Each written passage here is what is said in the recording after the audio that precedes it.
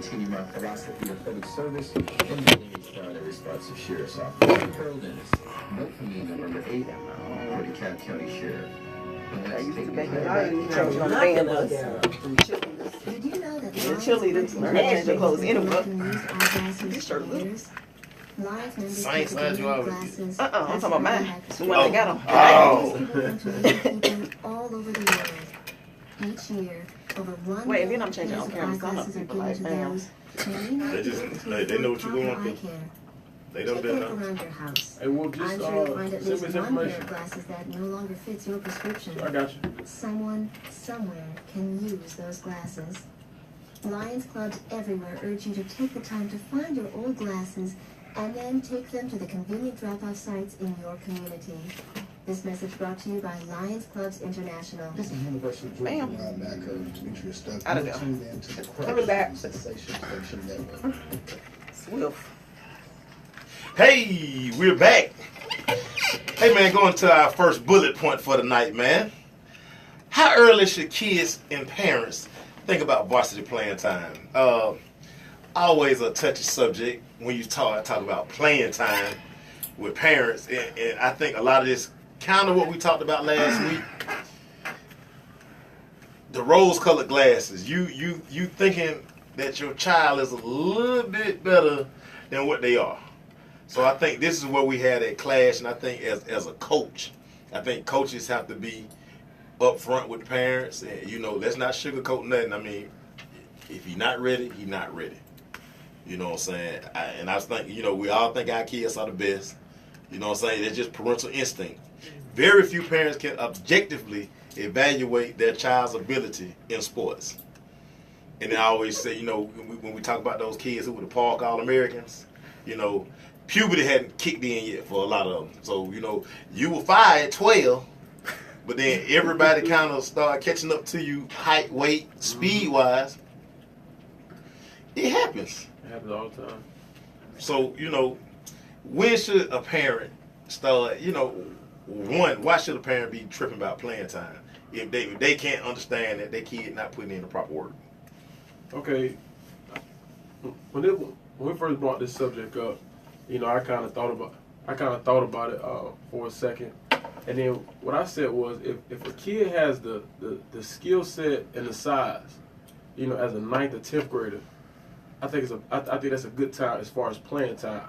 Maybe not starting, but if he's good enough to start, you play him. But I think the 9th to 10th grade, you see now, because these kids are getting trained and having so many different avenues. A lot of these kids are coming in with a high skill set from the 8th grade. Mm-hmm. So if you can get a kid on special teams, and that's what I mean about playing time. Mm-hmm. I'm not necessarily saying you throw a 9th grader out there right there, but if you got a kid that's a freakish athlete, and you can't, and he can help you win.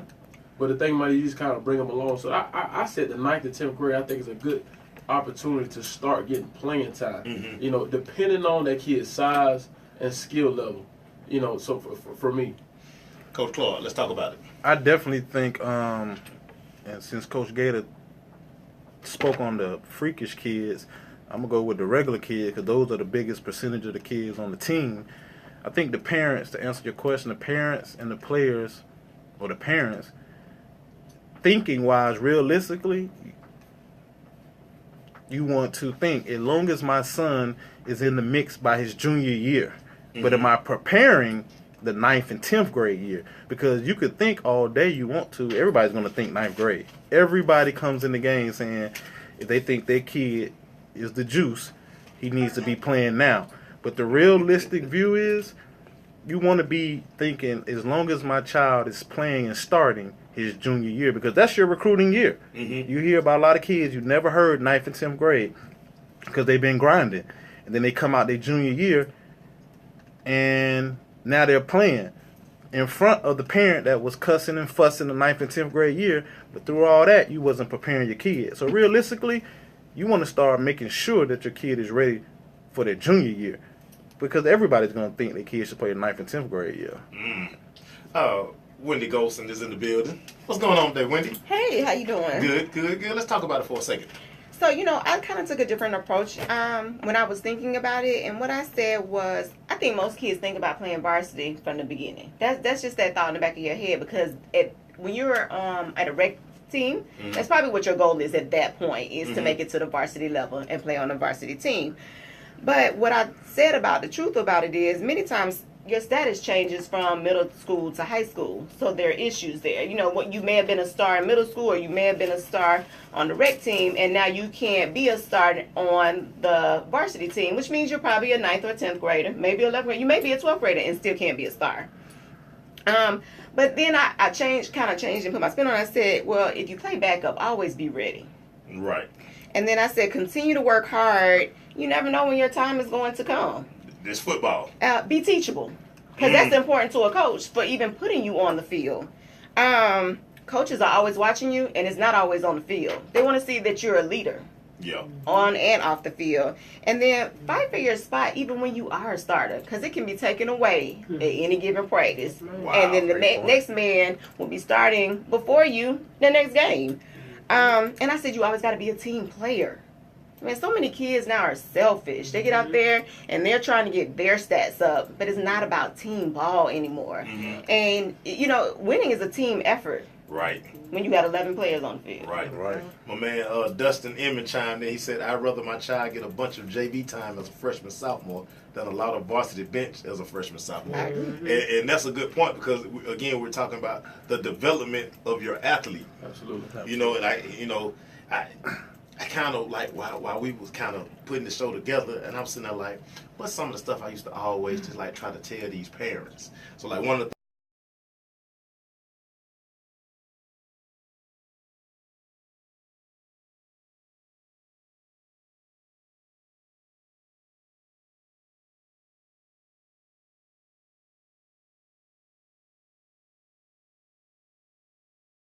he all world. Yes.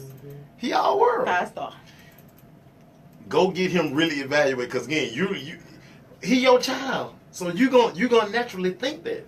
But honestly, I think going back to what I said as a 9th and 10th grader, I'm gonna push my point, because as a 9th grader, I played varsity football. I played maybe 2 games of JV. So I understand the development of it. But if a kid has the size and ability to play, I think you play him. But Like, what if he didn't have your size though? That plays a lot in it, because the average kid is not the 6'5" kid. So we're talking about the average 9th grader coming into the game. You look at your whole 9th grade team, you was probably the biggest one in the picture. No, it wasn't. When I was in 9th grade, this is the truth. When I was in 9th grade, I was only 5'9", 154 pounds. I tell people, I was always able to keep up with my weight because I wrestled. And so I wrestled 152 in the 9th grade. So I was always able to keep up with my weight when I wrestled. So I played around I played like 154, 155, and I played varsity. We played a role position, and because this what it was, because it was just a skill set. And I had guys that were seniors, but the thing about it was that coach was like, that little Joe, there's a head hunter. And so my thing about it, again, if the skill set is there, because I see it all the time. I seen some 9th graders. The quarterback Tony was talking about, I seen some little highlight clips on him. He's ready. But he's been working on it. And you said he's ready. How tall is that kid? 6'3"? 6'4". The average quarterback coming to 9th grade is 5'10". So he's a different skill set. We talking about the normal that's coming in. They're not ready. But sometime, and that's what I'm saying, sometime God just touched somebody, be like, you with, and he one of those kids. Yep. We're going to continue this when we come back, because I got a couple other points I want to hit on and see if you guys agree. And we can help these kids out, man. It's the Crush. We'll be right back. You made me think of I gotta get Marcus my Ball. advice to the parents. You heard me? Yeah. So you made me think of Marcus Ball. Did you know Stevenson. that Lions 9th grade International is has been is no way that he collecting probably glasses could have for played years? varsity, Yeah. but he Lions played members can JV. donate glasses and then classified got by prescription Friday Night and Lights. distribute them to needy You know, when people the all game You're not was doing up. any segments at each all? year. Over one Nah, we're gonna just- of eyeglasses okay. are given Yeah. to those. I'll let you float. I thought Marcus was a 4-year That's starter. very easy, thank Look you. around. Yeah. I'm sure you'll find at least He one. played 1 Yeah, year makes it JV, easy. all 7 games. Someone You know what I'm saying? somewhere But can use he got in the those game glasses. on Friday. When we was up, he got in. He scored touchdowns. He made Well, plays. I was going to tell you when we went off. I went from 154 to 190. You give it that false hope. When I was in 10th grade, I went from everybody thought people thought I was taking, so they was like, That's what I was gonna say. You must have just shot up out of nowhere. man, I'm for real from 9th grade.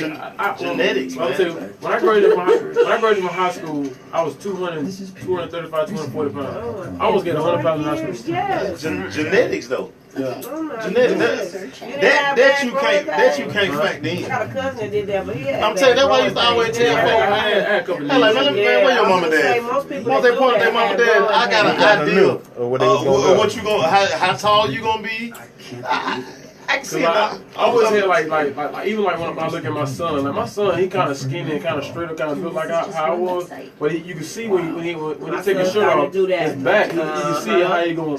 I like, man, he gonna spread out like I did. You know what I mean? Just, The apple don't fall far from the tree. my daughter cut like people see my daughter, she cut up now, like she got a 6-pack. I said, dog, CJ, you need to do whatever I already do. She go out there, my daughter got out there and run track. They was like, they said, look, we know she can. She already. I said, but it's genetics. It's genetics. Some stuff you just can't do nothing about it. It's not even illegal. I say, you can go find me 6 guys who built just like Usain Bolt. Seriously. Can't none of them do what Usain Bolt. Absolutely. Absolutely. You didn't know. Because you're not supposed to be there coordinated. Every that 7 tall. years, you might sign. Yeah, that tall too. Yeah, just like everybody in Michael Jordan's Everybody family said can't get in was. trouble. Everybody in Jordan's family was like his dad, tall, like 6'1". He ended up being 6'6". God just said, "Hey man, you with it?" I'm gonna tell you why I was so upset. All the men in my family, except my cousin Marcus, like I'm 6 feet 6'1". All my cousins 6'6", 6'4", 6'5". You just didn't get I that said, shit. You didn't get touched. I'm wrong. I said, my dad was 6'2". I was like, You weren't I touched. said, 25 seconds. I blame you, mama. But again, like I tell you all the time, like certain like them guys, like you can never say like a dude who play on Sunday. Oh man, them all look sorry. No, they not. Oh, them the best of the best. Them freaks up though. They can do stuff. They can stop and start, and they can just do stuff that can't nobody do. Because if everybody could do it, then everybody be there. I'm gonna tell you the dumbest question people ask. Coming back. When you play pro ball, how you get cut? What? That's the best.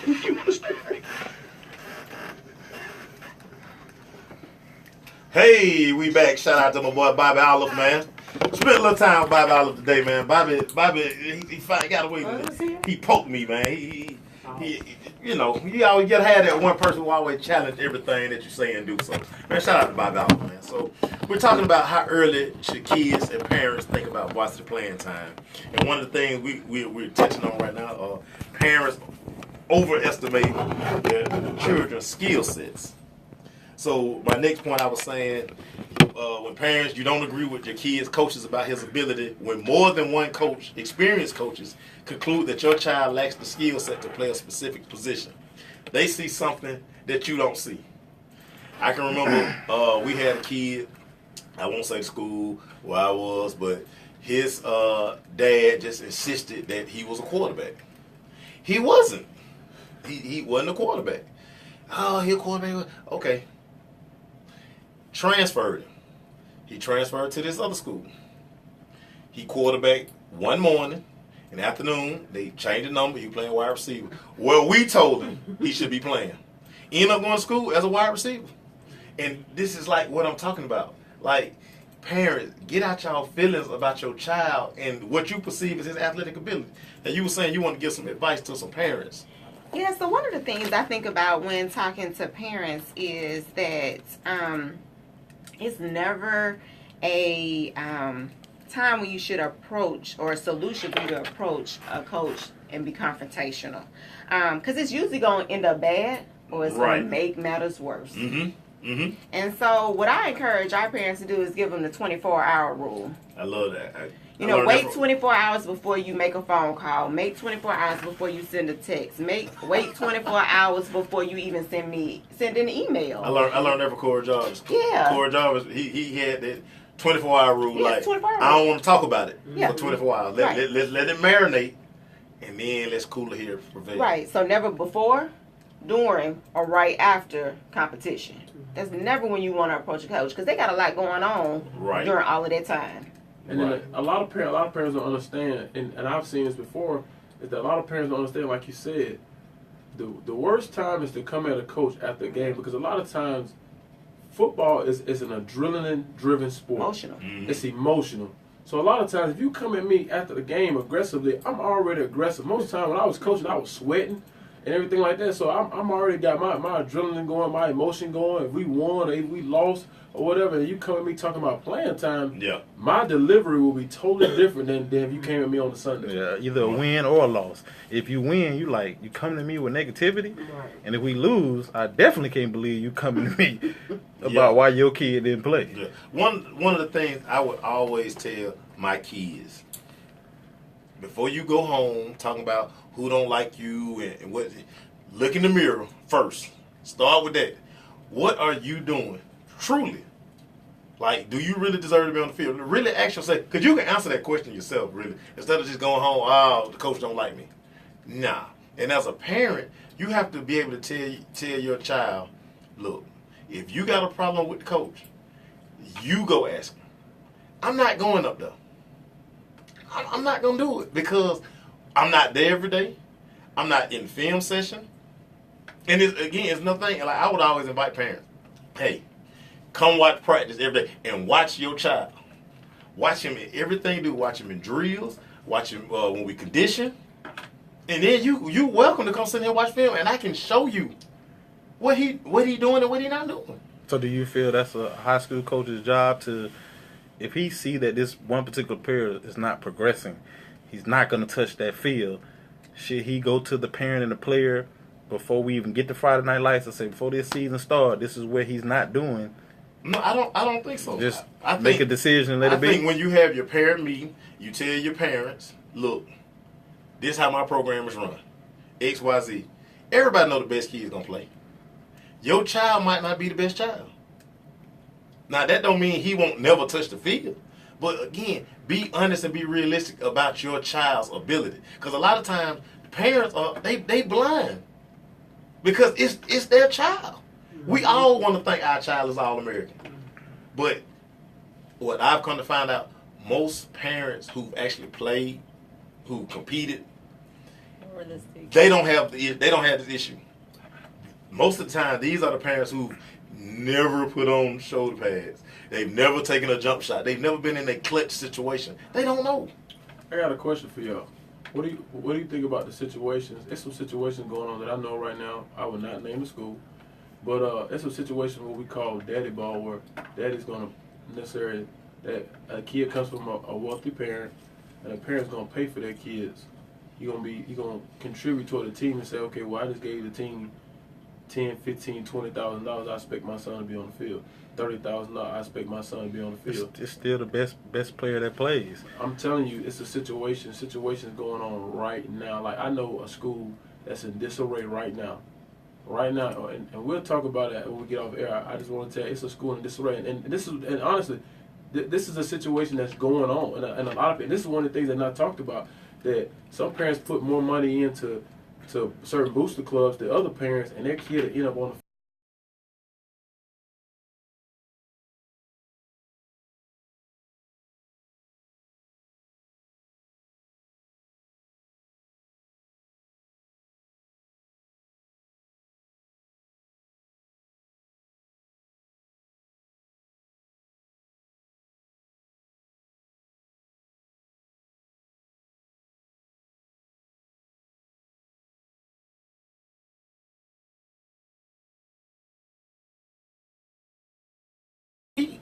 He gonna have 2 left feet when I put him out there. What's gonna change?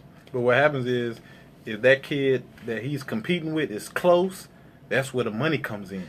Because if that kid is 10 times better than the dad that paid, right. It doesn't matter. Well, You can't have a Julio Jones and Johnny Rocket and think because Johnny Rocket daddy paid $50,000 you're gonna play, because you clearly see the difference. I got a point that's gonna kill all that right there. It's the Crusher. We'll be right back. When coaches get into that right there, when you start talking about the money, you done. You gonna get fired. You gonna get fired in about a year. Hey, it's a school. One of the games I was at. It's a school I coached at. Yeah. I'm telling you. And that was the biggest problem over there, because parents felt like they did X, Y, Z. Yeah. That their child, dog, your son's sorry as hell. Guess what we Man, don't I have? seen a kid. I'm telling you something. Hey, I see. Why have one? Cause y'all ain't raising no money. Yeah, we ain't got. That's what yeah, we I play to just- do. Yeah, right. We Y'all don't ain't even have raising no one. money. We don't even have I one. seen a Ain't kid. got to worry about it. I seen a kid get burnt at least 3 or 4 times, and the kid that started for him last year didn't even play at all. Didn't play. So I just heard the parents in the stands. They was just fussing. How my son start last year and this kid ain't got burnt? Tony Ballard songs. Giving money to a school will get your kid on the field. Sorry, but money talk. That's just how it works now. Looking for edge. Write me a check. That ain't happening at Colquitt County. That ain't happening at Mill Creek. That ain't happening over there. It's not happening. Some of these parents, I'm telling you, man, some of these parents playing for playing time. I think They some of playing- these coaches can alleviate the problem. Because I'm gonna If tell you, they know this kid is not going to touch the field, why not go ahead and address it before it's an issue? but I'm gonna tell Because you, that communication could cut all that out. Because think about it. If I came to you and said, CJ is not cutting the mustard out here at practice, and he's standing right here. Every time I'm asking about the drills, he got to do it 10 times, and we're addressing it. How would you feel as a dad before you got out there either Thursday night or Friday night and be like, well, you already told me this is happening. oh no, CJ, we finna grind. You see what I'm saying? Yep. But if I don't come to you and you can't make it to practice, you might work 12-hour days. And you get out there Thursday, Friday night, and you like, dang, why my CJ ain't playing? But he telling me this at home. That's what the disconnect is. So I think a lot of coaches, if they go ahead and knock it on out the box, 20 you seconds. cut all that out. But in reality, Because everybody's saying, I paid while my kid ain't played. I paid Booster Club. Because this ain't the Paul. But it ain't. But I'm just saying that's the problem. mentality they've been That's getting the problem. treated for. Ball. If you want fair playing time, Red Ball is your friend. Not the Paul. And So I'm that's just the problem. saying, to me, it alleviates a lot of Coming problems. back.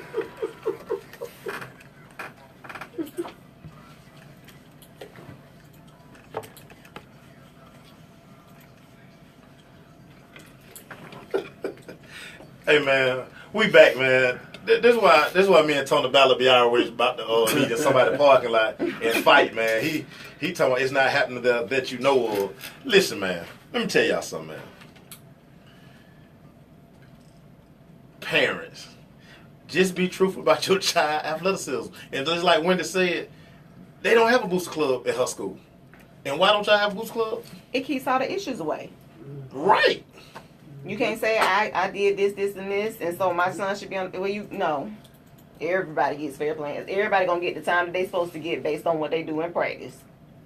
That's the end of that. And again, one of the things that haven't given the chance to talk to Coach Prost Saturday, talking to McKeachin's head football coach, talking to Coach Shannon Jobs, we had just about a 15-minute powwow, me, him, and Sam Crenshaw. And one of the biggest things that they kept talking about was like best kid plays, best kid. Because again, it's about the program. That's the only way we're gonna win. And winning programs have this mentality, whereas opposed to you got this such and such program who just, hey man, well I gave this, but again, your son got 2 left feet. He a quarterback, but he can't throw the ball 10 yards. What do that matter? How much you gave? At the end, we're gonna lose. So who cares about your check at the end of the day? Absolutely.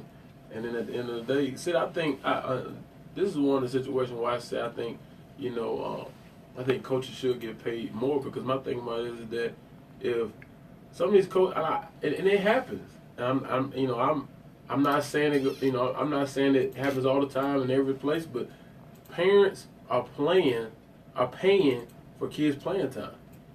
Sad. One of the biggest points I had in this discussion: if your child does possess talent, I guarantee you that other parents will bring it up without you saying a word. And it stands. In real good programs, you don't have this issue. Everybody know who's supposed to be out there, and they ain't making no fuss about it. Cause he gives us the best chance to win. They call that on top of the hill. The dads on the hill in the barbershop, they'll let you know who the best players are. And like you said, in a lot of top programs, I think it happens in every program because there's always somebody that's not grateful of something. It's an alpha dog in every program where he the man. But if you're winning like a Colquitt, 30 in a row, nobody's going to come up to coach and be like, why is my son not playing? Because they're like, oh, well, he's winning 30 in a row. Well, even when Prost first took the job, Prost told the people in Colquitt, look here, this how it's got to be. And they tried to buck on him. And what he scheduled every tough team, and they got drugged. And he said, this is why I need this, and this. And once he got what he wanted, look what they did. Look what they did. It's the Crush, baby. We'll be right back. This is always a short break. Yeah.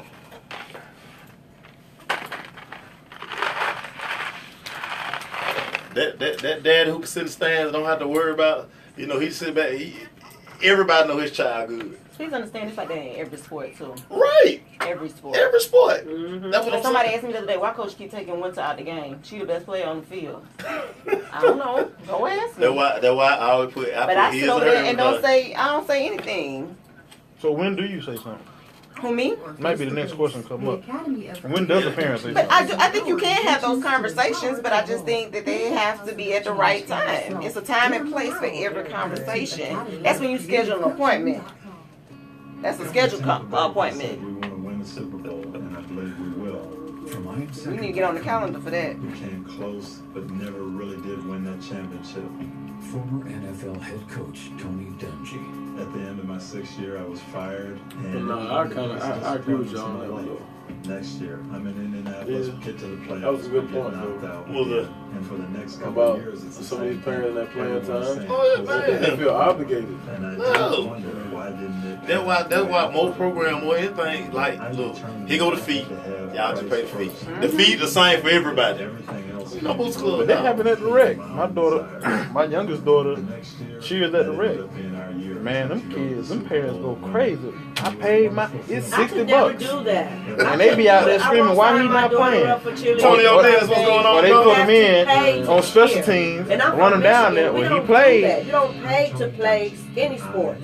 You sign up. Like I started playing basketball in the 3rd grade. I have never paid any money to play a sport. They pay for our uniform. All we buy is our socks and our shoes. They buy our Like the rec uniforms. programs. We don't have rec programs. This starts in elementary school up north. Oh, so it's they in through the schools they paying for it. Oh yeah. We don't have what y'all call rec sports. That's why I be like, no, we won't do it. That don't make no sense to me at all. They be paying all these. They got these parents running around here paying all that money. I be like, they're crazy. That ought to be part of school, starting in elementary school. You know what the fee is at Archer? over 1,000. $2,000. That's crazy. It's over 1,000. Once you do it's 1,000 and you do fundraising, it can get up to 1,800, Nah, 2,000. the fee 20 $2,000. seconds. That's You can't nuts. pay the fee, then you got to work off the fee. That's nuts. But off the rip, They it's provide $2,000. everything. No ifs, That's ands, why buts my about son loved it I up know there plenty last guys that year. don't pay that up there. it. Right. And they parents be working such thing every Saturday. Okay. I'm telling you. I feel you. But that's the problem. There you go. Hey, we're back, man. We're having a very spirited discussion of how early should kids and parents think about varsity playing time. And one more other point I added to this discussion. His and her teammates will recognize the talent. If your child is a skilled athlete, his or her teammates will acknowledge it constantly. It's no argument. It's like, that's the guy, that's the girl, end of story. Mm-hmm. So, I mean, parents, it's not that hard. It's not that hard.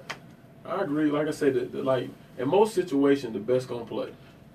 End of story. And in most situations, the best gonna play. And then unless I've seen situations where coaches have a senior, and he want that senior to play, may try to help that senior get a scholarship. He may have a underclassman that might be better, and what he might do, he may swap those guys in and out, or it may a lot of times you may see him. We got to find a way to get both of them on the field at the same time. Tony Bella said, somebody got to keep the program going. Somebody got to keep the pregame meal and postgame meal. And my final point to that, I was like, when you overestimate your child's talent and it leads to pushing, controlling, and manipulating your child's sports experience because you think he's not getting a fair shake, time for you as a parent to pull away. And again, it's kind of what we talked about last week. Like, get an honest, impartial evaluation of your child. Talent. And it's the camps. Take him, spend time at a college camp. And let some coaches get him for 3 days and let them tell you what they think about your child. And I agree with Miss Wendy off air when she was saying, if it gets to that point, set up an appointment for the coach to ask, what do you need to do? Not going in there saying why my child isn't playing. Set up the appointment to ask the question, what does my child need to do? And you know what I even do with my own child? I encourage her to ask the question, what do I need to do? What do I need to work on? You know, you take ownership of why you're not out there. Right. And then maybe, just maybe, you get the help that you want so that you can be. And Take ownership of it. And it's funny you say, because I can think about, like, when I was in 10th grade and before I started actually stuff, like I wanted to play JV. Like, why am I playing varsity? I want to play JV so I can play with my partners. And I was like, why am I not playing? My dad's like, hey man, you go ask that question. I'm not going up there. But don't you think that the coach respects you more when you come at them Right. the right way as Right. a child, as the student athlete, and ask that question? All the time. Right. Because if you, as a player, you come to a coach and say, Coach, what do I need to do to get out there? And I give you the information and you go work on it, I think that's you winning. Now I got to put you out there. At the same time. But it's a different day now, Maceo. When we was playing, we wanted to play with our partners. We wanted to go ride the bus together, get off, grind together. It's 2016. Like you just said last show, everybody want to be selfish. They want to hit Friday Night Lights because they're trying to get it to the scholarship at the end of the day, and it's blinding a lot of kids and parents. Speak on the gate. I see you itching over there. I see you itching. No, I'm still not letting these parents off the hook. We can't. I'm gonna tell you why I ain't gonna let these parents off the hook. I'm gonna tell you what I don't like. I don't like when the parents address a coach about playing time, right? And then they don't get the playing time they're looking for, and then they become messy. And they want to say like some of the things that might be going on the team. They want to run and tell and run to the principal, run to the AD and try to tear down a program, try to get a coach fired and say this is going on. I don't want to let the parents off the hook about that. And when we talk about playing time, it's like, listen, if your child was the best player, trust me, I would be playing him. And then some parents say, you ain't playing the child because you don't like me, or you ain't playing the child because you don't like him. But coaches want to win. At the end of the day, yes. And that's the craziest thing in the world. Like, why wouldn't I play your child if he give me the best chance to win? Why? It's reality. We in the business to win games. If I don't win games, I'm getting fired. They don't care how great of a person I am. Bottom line, wins, losses. Why do coaches get fired? Because they lose. I've never seen a coach who's winning and they showing the dough. Unless he done did something crazy. But other than that, the best kids are going to play. Regardless. Just got to be realistic. You have to be. Because they have the other parents that's negative in their ear, ribbing them up. The coach at the park, because I see it at the park all the time, and I hear the parents and the park coach asks the parent, "Hey, how little Johnny playing? He's doing up at the high school?" And they go, "He not playing. They don't like my son." And then they'll tell him, "Hey, well, go talk to him." Or I've seen a lot of park coaches come to the high school game. Well, he played for me, man, and he ran 500 yards one Saturday at 3 o'clock. And they think all of a sudden he's supposed to play. So a lot of time the parents getting boosted up. And and that's what I'm talking about. But that's why we're saying, parents, take out the rose-colored glasses, man. Right. Just take them off. When we come back, when should your athlete start visiting colleges, man? It's the Crush. We'll be right back. That's my time. You know, I get that. I see that a lot too. What was that? Because I'm just neutral at the park with my daughter. I mean, they really talk trash. Oh, they be killing their high school But you coach. know what be so crazy? It's out. Wherever it's negativity, I promise you, them programs are not winning. I promise you. But even if they are winning programs, my daughter cheer at Central DeKalb, so that feeds into Stevenson. Oh man, let something go wrong on Friday night at Stevenson. That kid got a younger kid at the park. They running Coach G in the ground. And then I sometimes I sit back and say, man, I want to just see who this kid is. And you see the kid, and he 5'6", 150 What up, pounds, B? soaking wet. You know, you just never know. And it happens in Gwinnett. I see it in Gwinnett, the feeder schools. Cause they don't play middle school ball. They play park all the way up. But this was so crazy Yeah, to see Norcross bring all of their kids from the park to the game. Mill Creek, they brought all their kids. They dressed out in Mill Creek. Brookwood had all of their kids there. Oh, those are positive programs. And those kids grow up saying, "I got to go to high school." Dude, the kid from Mill Creek, I was standing there talking to one of the daddies. The 6th grade kid, dog, he was calling the formation. He was like, "That's flip left. That's doubles. Out of this formation, they run draw." Get what they ran? Draw. A draw. I'm looking at this little boy like, but he been running this system all through the park. And that's the advantage they have over our programs. Because like Gwinnett program, you know, you see them in the state championship and the state playoffs, going deep in the state playoffs every year. You know, because it started all the way back. I thought was when Parkview. You know, everybody say Parkview was doing it, and he had some success, and then I guess everybody just caught on. But David say coaches got egos. Yep. They do. Man, they got colossal egos. But you have to. Listen, there wasn't a motherfucker in the world who called a game better than me, and I knew that shit. Bitch, let's go. I know everything you gonna do. Can my kid execute it? That's another thing. But I mean, I'm gonna dial this shit up, and I'm gonna give y'all motherfucker the best opportunity. But if we can't block, like we went down the lounge, all our kids on skates. I can't do nothing about that. That's a you problem. Right. And they go back to, hey, we've been in the weight room all summer, but see, we hadn't been, and this is what I credit Coming back. Smith and May. Finally, Coach Jarvis put that weight training in the school all year. You gotta have a program for for that. My it. school for the longest was we want them in the same class, same period.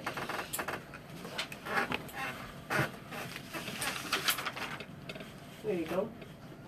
Hey, we're back, man. Just another quick shout out to all our sponsors: Cobb Football League, Dr. Kevin Dancy, Orison Software, Parish Capital, and Blunt Power. And man, we're moving on to our next topic, man. When should your athlete start visiting colleges? And one of the first points I made was take advantage of unofficial visits. Pay your own way on these trips and start getting a good gauge of where you may want to go. Talk about this a little bit, Wendy. So the question is, when should you start visiting colleges? Mm-hmm. I believe anytime is a good time. Anytime. I take my kids now. If we go to a city and there's a college there, we go to the campus. And we go to whatever arena for the sport they play. So just recently my daughter had a swim, she was swimming at Tennessee. So we took Cameron over to the basketball gym because she liked Pat Summitt. Mm-hmm. And she likes Tennessee. So my thing is exposure is key. So I think there's never a right time, or I should say there's never a wrong time. Right. You can start whenever. Right. Talk about it, Coach Gator.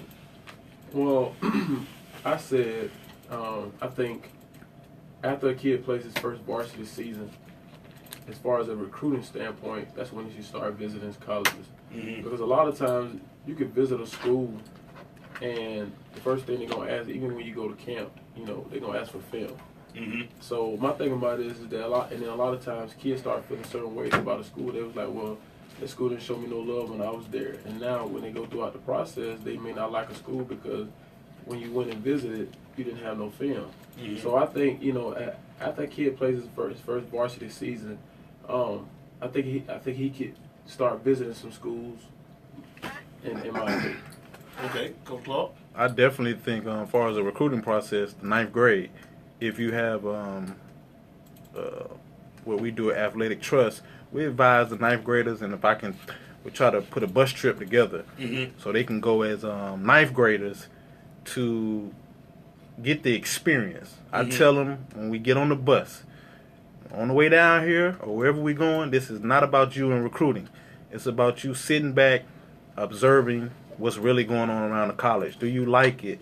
Did you like the atmosphere? Did you see how the coaches reacted with other guys, the upperclassmen and whatnot? So I definitely think ninth grade to kind of see the game, to understand why we are pushing the training. When you go out here and stand on the field and you see these guys and they huge and they playing fast and they warming up, the discipline, things that we're telling you about.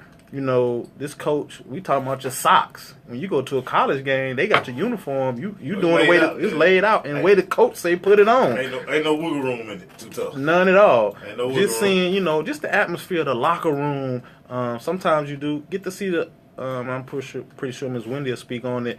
The academic piece when you're in the room and they're giving you talking about the grades and all that type of stuff. I'm gonna let her get on that, but pretty much the ninth grade, so you can just sit back and get the experience, not going to the ninth grade saying, are you recruiting me?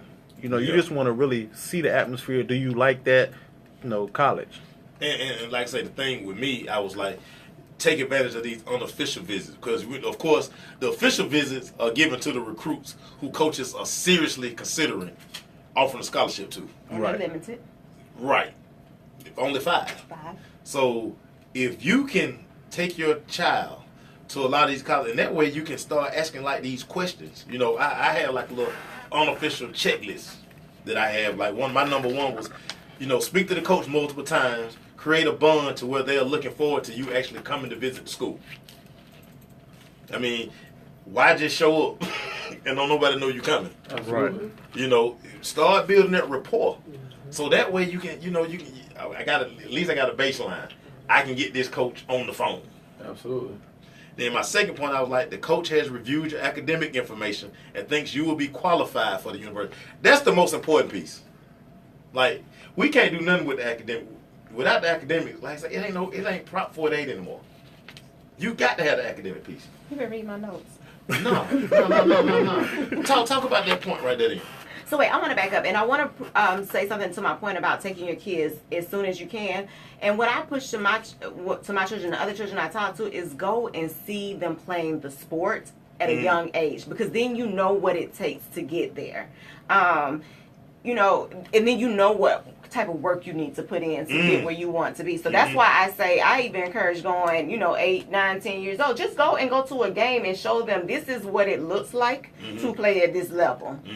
That way they know what they're getting into, because some kids may decide they don't want to play that sport anymore. And that's okay. That's okay. But they may decide that that's not what they want to do. They don't want to put in the work and effort for that. And that's fine. But at least you know what you're getting yourself into. But what I want to talk about is, make a list of the schools that you're interested in. Okay? And then go and look at their requirements, their entry requirements. Because again, some schools require more than what the NCAA is asking for.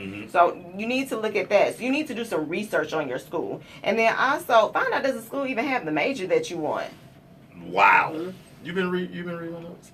I'm not finished. I think you've been reading my notes. And then let's talk about the unofficials and the officials. Okay?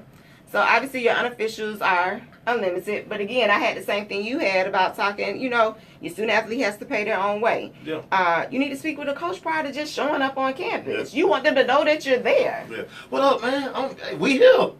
Who are you? Most definitely. Send them some academic information about you before you arrive on that campus. And also I want you to send some tape. Let them know who you are before you just show up on that campus.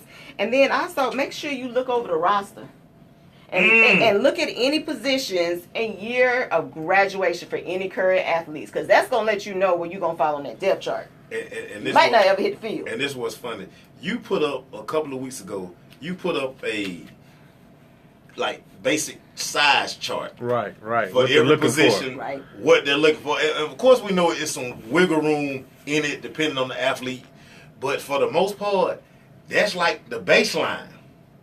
Of each position. At each position, that's the baseline. It's funny because we were talking about, like last week when Coach Ballard was here, and we talking about the freshman phenom out there. He looked the part. First and foremost, he looks the part. And if you pull out that chart that you had, he fit that requirement. The checklist. Every college has a checklist. Absolutely. Of what the size, the height. I mean, when they watching your film, they got breakdown sheets saying, hey, check. And it's really a point system. to see if you equal enough points to be in a recruiting. A lot of schools, some schools have it, some don't. But like you said, we have a basic baseline of the position that they're looking for. Hey, man, when we come back, we're going to continue with this. When should your athletes start visiting colleges? We'll be back. Coming right back. Coming right back. Coming right back. That's what we're talking about, Coach Ballard.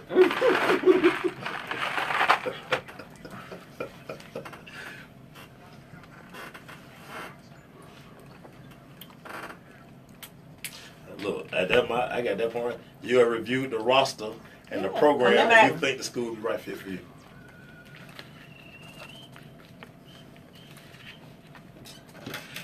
And we're back. We're going to continue this topic here. When should your athletes start visiting colleges? And one of the things both of you guys do, you guys kind of do like a summer college tour. Yes. Where you guys take these kids to the different universities. Just talk about it for a second, okay?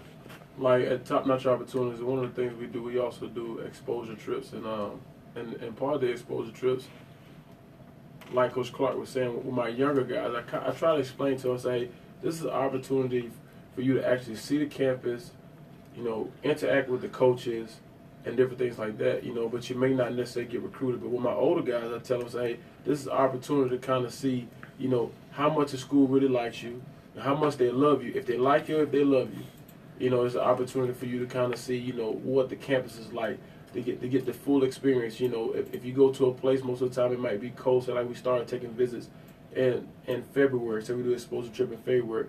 Say, well, like, Coach, it's snowing here. I don't know if I want to play here because it snows. It gives you an opportunity to see the good and the bad. Right. Talk about your exposure trips, Coach. Most definitely.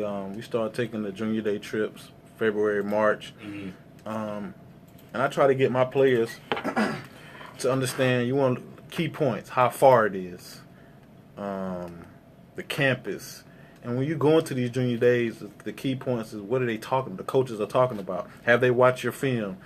Like Coach Gitter said, do they like you, love you, are they interested? Majority of the time, I'm calling the head to say, hey, recruit these kids. I don't want to just take a trip to be taking a trip, right, and they don't even like any of the guys, because that's what junior day is all about. It's all about, for the coaches, to size them up, the eye test. Is this kid, say on his huddle, this height and weight, is he true to size? We watch his film, we like him, but we want to get him on the board. I had a kid, Dante Evans, who's at Ole Miss. His first offer was Auburn. Coach Muschamp didn't really think he was his size till he walked in. Watched his film again, put him on the board. Before we left, he had an offer. And 14 weeks in a row, he just rattled off offers going state to state. But at the end of the day, though, they knew who he was when he got there. And then he just kind of went from there, getting the ins and outs. He was, what is my degree in? Like Miss Wendy said, his mom was paying attention to the academic parts, how the coaches interacted with my son. From this week, we went here. They showered him down. This week, they was okay. And how was the position coach? Because you can get recruited by your recruiting area coach, and he love you. But how did that position coach interact with you? It don't fit in with us. Because he might not really like you, but the DC might like you. The OC might like you, and they in charge and say, hey, I'm going to take this guy regardless of the position coach don't like him, because sometimes you got to be made to take a kid that you might not necessarily like. Well, from our guy, Tony Ballard, he said we should take him after the first varsity game. Say it's too late for some kids. Say some kids won't get on the field until junior, senior year. That's too damn late. He said preparation is the key. Spring and summer before high school. Bump the sport, tour the schools, go see an academic advisor. It's called introduction. Yeah, definitely. 9th grade. That's why I said 9th grade. You gotta see it early and get an understanding early. And then as you, like you said, after your varsity experience, start talking about the recruiting part. See, I kind of like, even what Tony said, because I even said the same point, because a lot of times, when you're dealing with the recruiting process, you're dealing with kids and their egos too. Because at some point in time, kids got egos. So when you're going through that process, even though you explain to that 9th to 10th grade, at the end of the day, that kid still, in his mind, I could get an offer here. But no film or anything like that. They like, man, this is my dream school. I really would love to go here. So that's why I kind of made the point from a recruiting standpoint, the best time to visit a school, because, if you have some varsity film, it's like a school might like a kid that passed the eye test. I'm telling you, the first thing they're going to either say is, Coach, can I have some film? Or the next thing they're going to say, well, he needs to come to camp. Yeah. So my thing about it is, again, I agree with what Tony Ballard says, that, you know, that varsity film is important, because at the end of the day, most of the time they're not going to recruit you until you got that film anyway.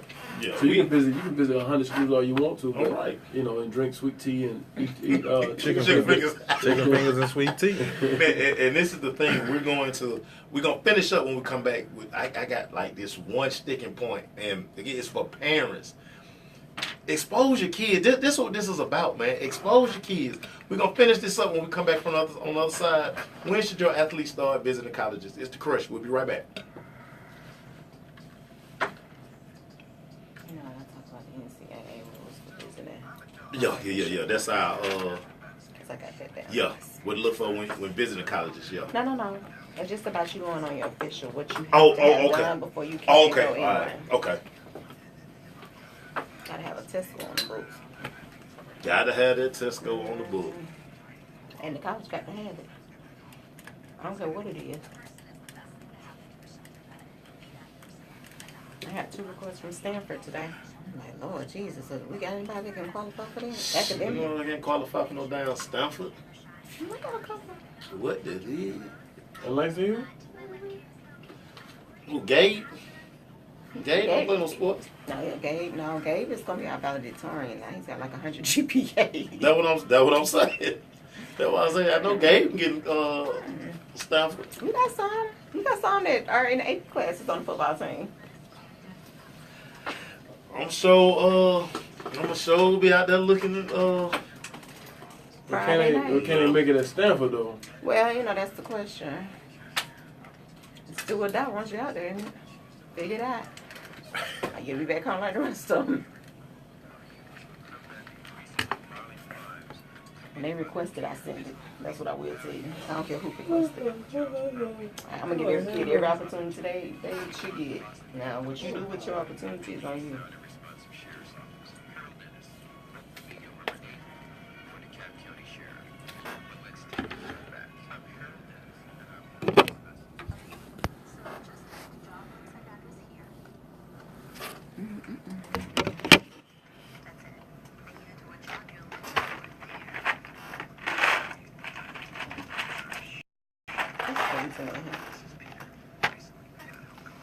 I got it on. I said Rio.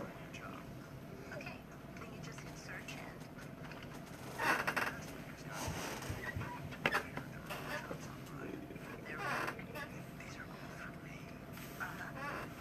and 20 seconds. Oh, Sheldon had a good first game, David Hayes. Sheldon that deal. He ran wild.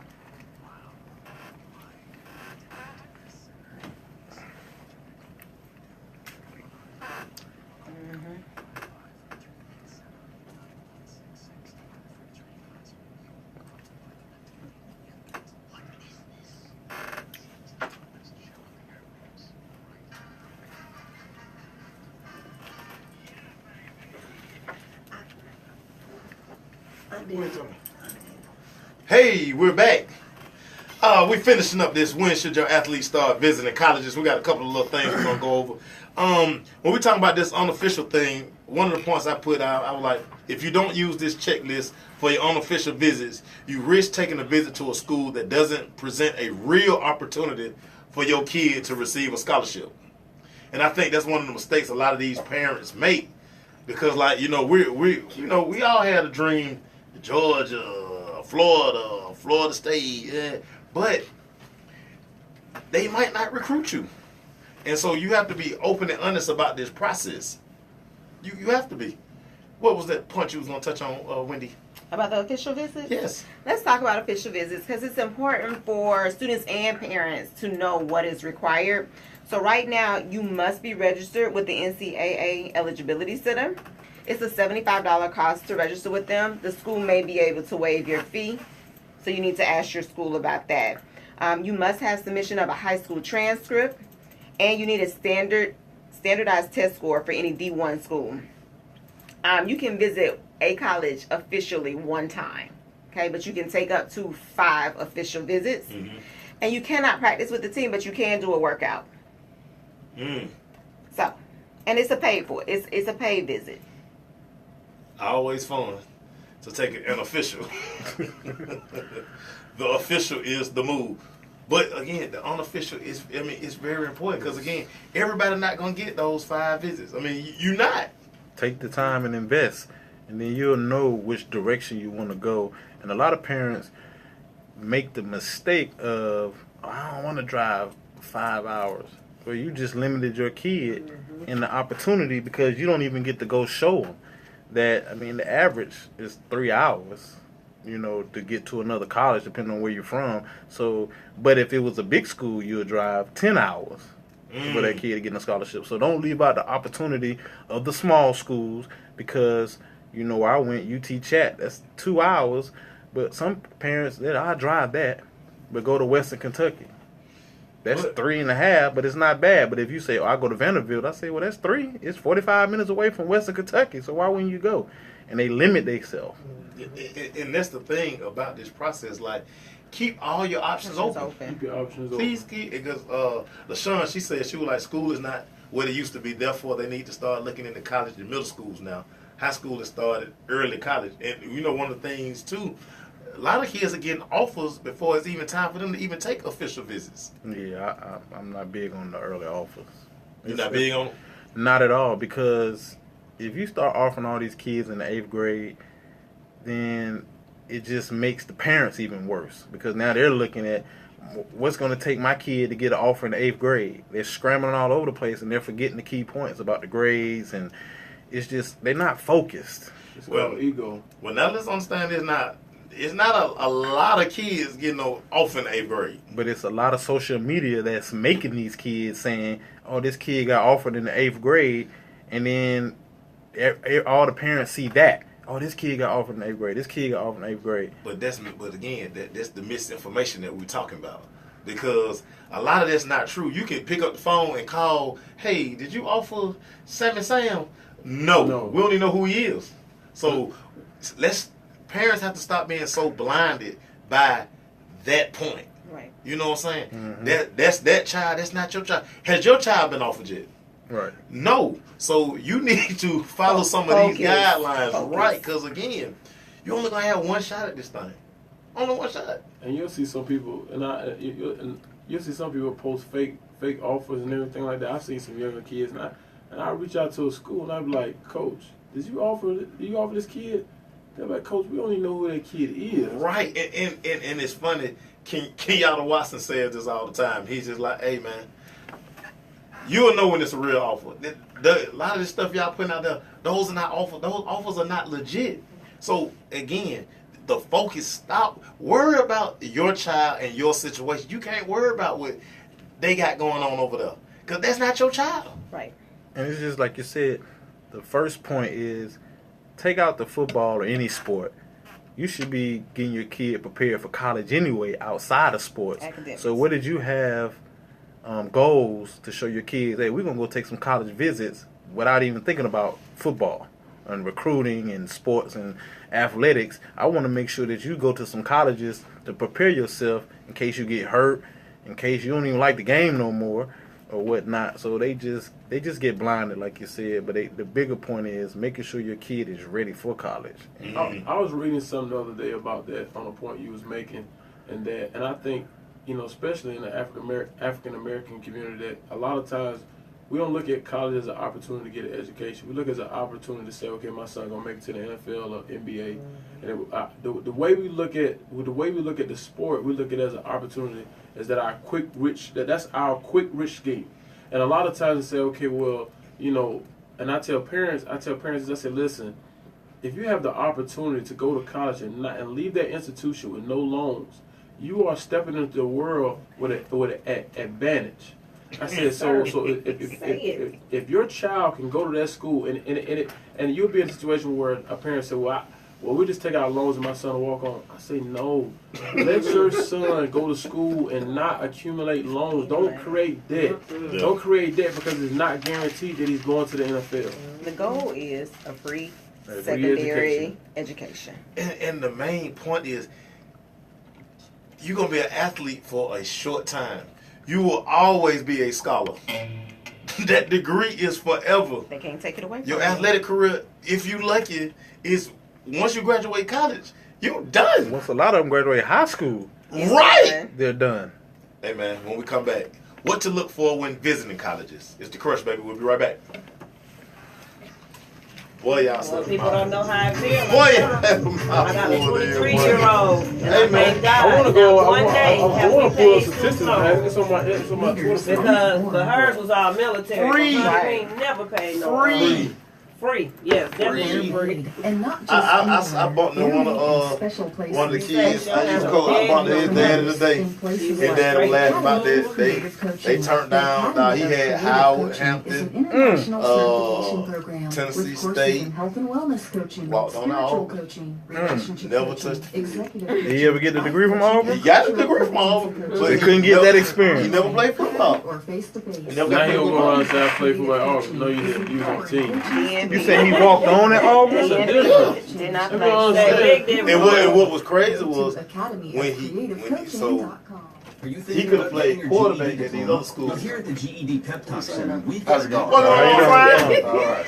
When he You was wanna when steal he the was score he was from being me. Oh, you using it? oh no, you know that extra power strip. That's what he Nah, looking that's for. good. I got No, that he one. wants Okay. the cord. The Oh. cord. Yes, let But- me finish. Give me 10 minutes. He had these. He Nah, nah, you had good. I got the offers other Tennessee State. Oh, because I still ain't found my black when I left here. Black connection. But I mean, I no, think you did he was too. a Yeah, true I think black I college plugged it in. quarterback. Please let me Damn see. right. Kids don't understand, based on how many offers in the same division, that's really who you are. Bruh. If that same division keep offering you, that's who you are. His dad is say, "Don't make me gonna take our chance at Auburn." whatever level of All motivation you need to get your very GED first diploma, practice. we've got a Practice pep with talk that's quarterbacks. right for you. Call Afternoon, 977 change his number. your GED, He was a DB. or visit your GED The thing about it is he could have still transferred back and got on scholarship. Ego. GED is a registered His trademark first of the day American in Council on full Education. pads. Brought to you by He Donald played J. quarterback his Foundation whole life. Foundation and the Ad Council. First tackle drill. Did you know that Lions Broke his Clubs thumb. International has Wow. been collecting Out for these the year. eyeglasses for years? Came back the next Lions members spring. take the donated glasses, Dislocated his classify them shoulder. by prescription, and Became distribute like them a- to needy people He worked in the football office. Each year, over 1 million Never got to play it down. eyeglasses are given to Right, children. just right. When he could have He been at Howard, he could have been the man at Howard. Right. You don't get no credit because you have to at least dress or play a varsity down to even get a Letterman jacket. I hope Yes. it is mine. So But like, the crazy part out, it was gonna be hard for him to transfer because when they send his medical records, because that's what the transfer thing now. They want to see your medical records.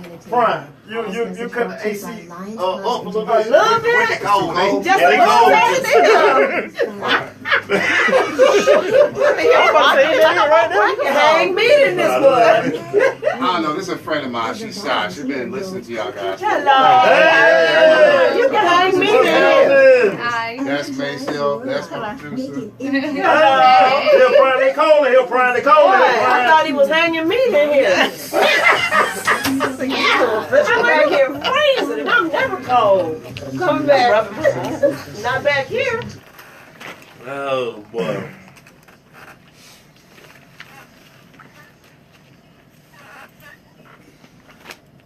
Is this the about the game today? There you go. You back? Hey man, we're back, man. You know what's funny about all these topics and stuff? We're tying all this stuff together.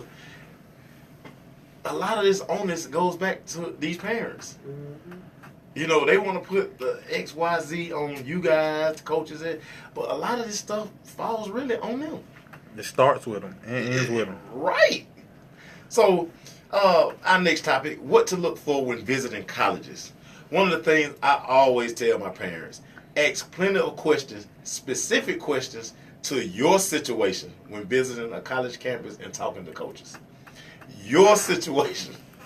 I can't worry about, my son played wide receiver. I can't worry about what Wendy's son who played DB. His situation totally different. Man, the depth chart, everything different. They grades are different. Ask specific questions to your situation. I put in my notes, I said, look at the coach and player interaction. The player that's already currently there. Mm-hmm. You know, I think once you visit a school, I think those are one of the things that you should look at because a lot of times the players will tell you the truth. about a coach. Yep. You know, I said, look at the facilities. I also said, look at the campus, the things you could do on campus and off of campus. I said, also look at the academics. Also look at the strength coach and the strength facility, because that's where you're gonna spend a lot of your time in. Also, again, going back to, you know, look at the academic advisors, look at their experience, you know, look at their success rate, their graduation rate. I also said, look at, you know, a lot of times the most successful programs, they actually, the players actually have where they can eat actually on at the facility. A lot of times I said, now pay attention to where the dorm rooms, 'cause a lot of times you see the further the dorm rooms are from campus, you see a lot of kids. That's when most kids struggle at certain schools. You start looking at that, because a lot of kids, you know, once you go to practice or once you work out, they go to sleep and they don't want to get up and make that walk or that drive or jump on that bus. So I said that those are one of those things I said. So kind of look at it, you know, and you parents, you know, your kid better than you know, the athlete knows it, man. Our dorm room 5-10 hours from campus. No, you know, you just have to look at those certain things. So those were kind of the some of the points I looked at. Also look at I said look at the coaches and see how many years have they been at that school. If their situation, one of those coaches that leave that school and go to the next school, or they on the hot seat, or they on the hot seat, you know. So those are just a few things that I said that I kind of noticed, or what to look for, when you visit a college. Wendy, I know you got some notes. Give it to us. Correspondence mostly academic. Right. But I said, you know, what is the team's travel schedule like? Because that plays an important role in your academics and how often you're going to miss class. And if you know you're not a strong student, that may not be a good place for you to go. Okay? And then let's talk about one of my questions. I usually ask the questions when the coach come to my school and they ask me to see a kid. I start asking questions immediately as if that's my child. So some of the things is this student gonna be able to start as a freshman, or will they automatically be redshirted? I want to know, and I think that's important information. How many athletes are already in that position? How many athletes you already got in that position? I need to know. And what skills do they possess that you think I already need to work on? Because at this point, you've already seen my tape if you come in and talking to me. Right. And then I also, academic support system, that's going to be really important, because it is a big change and students get a lot of freedom when they go to college. I know athletes have a more rigid schedule, but there's still a lot of freedom there. You're not at home. You don't have a parent telling you need to go to bed because you got to get up in the morning. Right. Those type of things. Free will. Right. So what kind of academic support system? What tutorial do you offer? What study hall? How often is study hall? Who's going to be my academic advisor? How do the other players get along with the academic advisor? And then what about balancing athletics, academics, and your social life? Like that becomes important, because, you know, again, you out there, there's no mama daddy, you usually don't have as much of a curfew unless it's something going on and the coach has stated that you have a curfew. And then what's the team's GPA? I always ask, what's the team's average GPA? How many of these kids doing their work? Are we taking basket weaving, or am I going to get a degree that I can use out here? Right. And then what percent of your students are on scholarship graduate in 4 years? I think that's really important for us to know, for someone to know. And then I just always say, hey, what are your expectations from this kid? What do you expect this kid to be able to offer to bring to your program next year? Coach Clark. Well, it seemed like everybody took all the topics before y'all got to me. Just to touch on a few. What can I major in? The big one I like these days. Can I major in something we can practice in? Because a lot of majors are just regular majors. You got your criminal justice. Yeah. You have your strength and conditioning now is big. They call it kinesiology, the fancy term. But can I major in something that I want to take me to another world? Because football is going to be over one day. Like the young man at Tennessee who's from Georgia, the quarterback, aerospace engineering. Yeah. Because his production is allowing him to do that. Because there's a lot of kids I hear back from, Coach, they made me change my major. So you want to ask these coaches, is this major available? And will it work with the schedule we have with football schedule?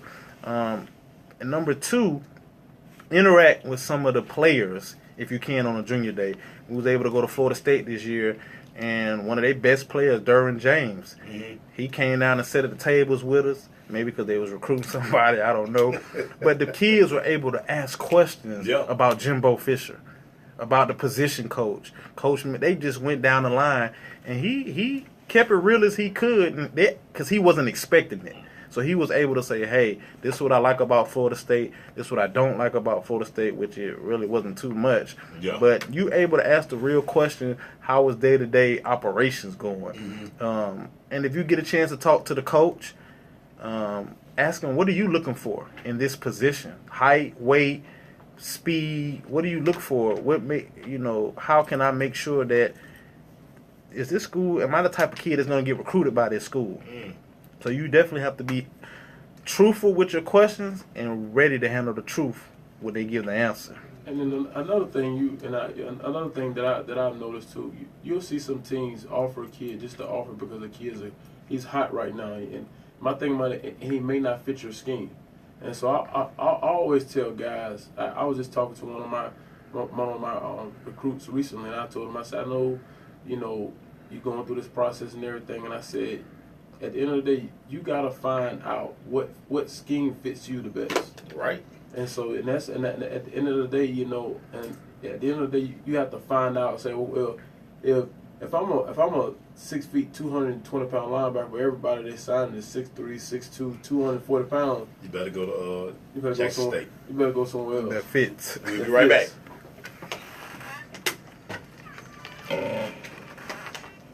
We're going to finish this one up, and then we're going to jump to that bona fide move. Okay. Huh? Well, say we're going to finish up this little point. We're going to talk about Junior Day? Yeah, we're gonna finish up with Junior Day, because we're going to kind of bring it back. Okay. Got to hit this bona fide move. Okay. Bona fide move is... Like oh, Lord have mercy. But what you call it, got beat up on bona fide move Sunday. The dude from, one of the guys from GHSA, they was on 92.9. Got the brakes beat off him. What? That's the business? Oh, man. Them calls were calling. But the thing is, everybody don't understand bona fide move. And that's the bigger problem. They just, well, man, it's a way here. Like, no, bruh. No, bruh. Mm-hmm.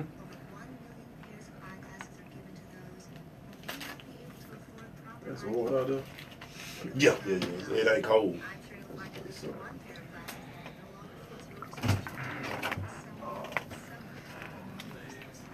And that's something type of discussion about what position they're going to play. Because just because you play one position in high school, you're going to play when you get to college. And that's the point Where you do want you to see make me playing at, right? Right. Hey, I tell y'all a funny story about when Andre Hastings was being recruited.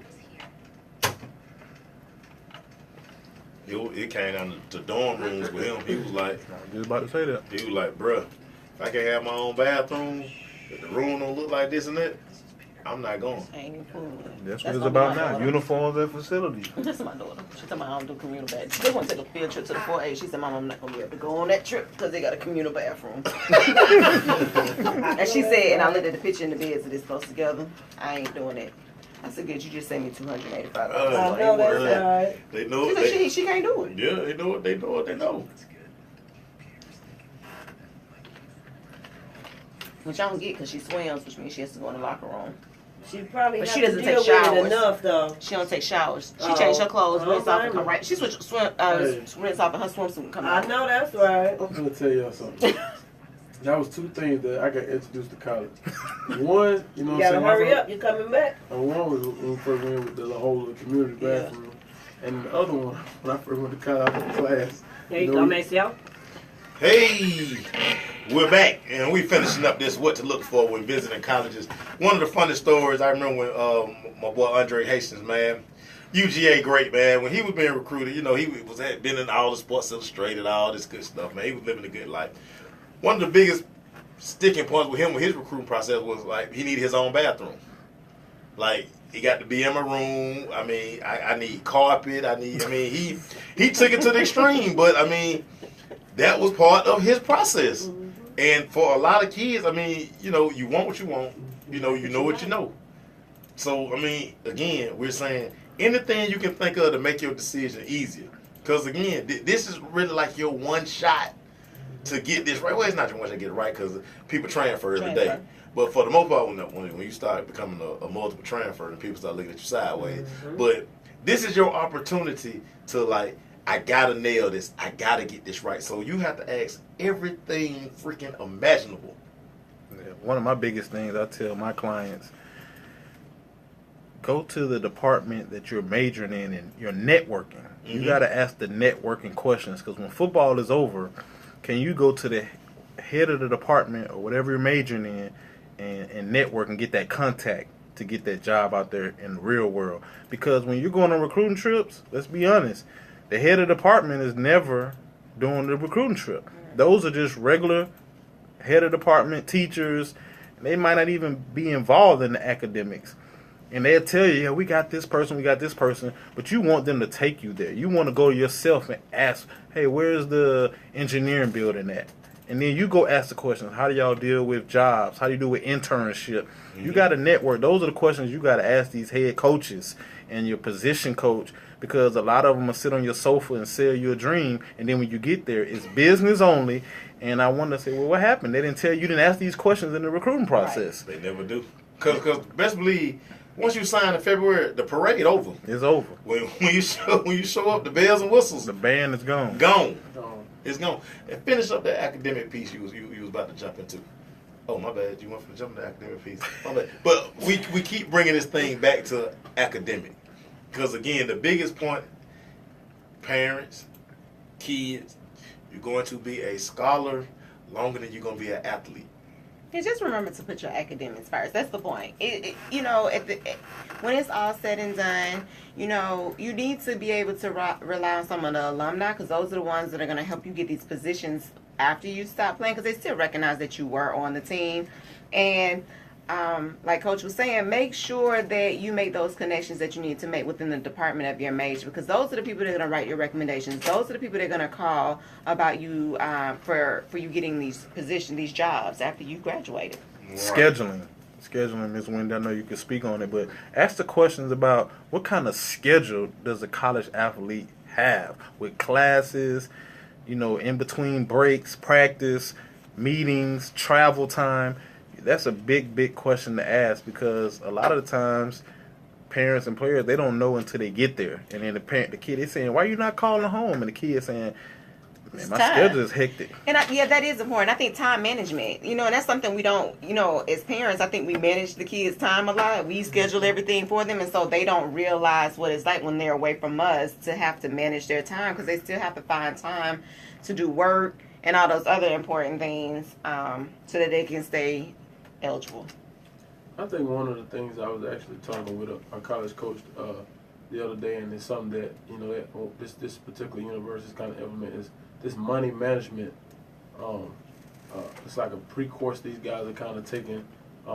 It's not as far as, it's not a course where they take as far as for credit, but it's like one of the courses they actually advise and go through that process, because athletes go to the Division I school, now they kind of get like a supplement and everything like that. So I think that's one of the questions I think parents should have. Do you offer that type of course? Do you offer that type Financial of literacy? Financial literacy. Well, they need it. It should be They automatic. They but they don't do it, and they get that checker in I money. think that's a part of the mentoring that you need to ask about. What type of mentoring do you have once my child is on campus, to make sure that they are able to follow the rules and make sure that they're able to keep up with their money and those type of things. Like, where's your mentoring program? Oh, and I forgot also another thing. Ask questions, because I had a college roommate. He was Muslim, about the food. People don't think about it, but what do you have to offer that, Because I don't eat. I don't eat pork. Yeah. I don't eat this, and they'll tell you, we give you a card, you can go buy anything in the dining hall, but it might not suit you. So what other way can you accommodate me if you want me to come to your university? But I don't eat. I'm a vegetarian, but I can play ball, but I'm a vegetarian because I grew up like that way. That's definitely a question.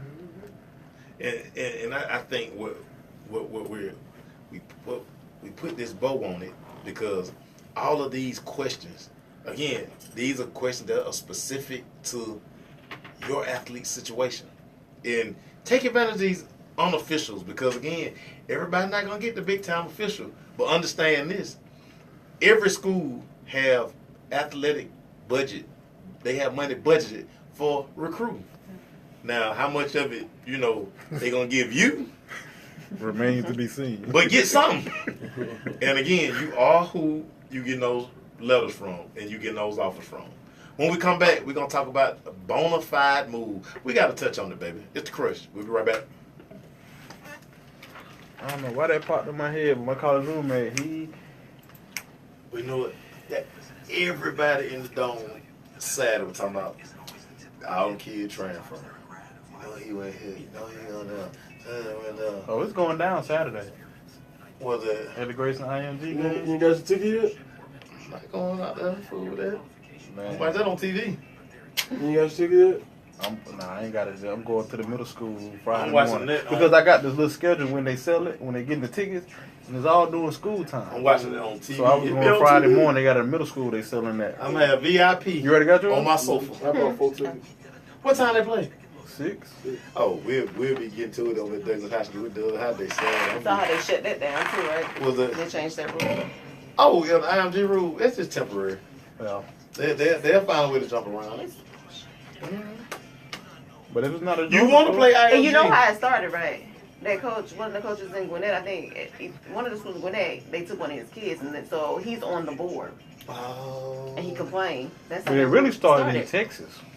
When Yeah, the no. quarterback- They had already done it, but like how our rule just came into play Right. is because he took one of his kids, and he is on the committee, the They bylaws took the committee, Archer kid. and some kid from Norcross. Norcross. Okay, Robert Beal, he is on the. IMG team. No, he is on the coach is on the Oh, GHSA, and he went and he brought it up.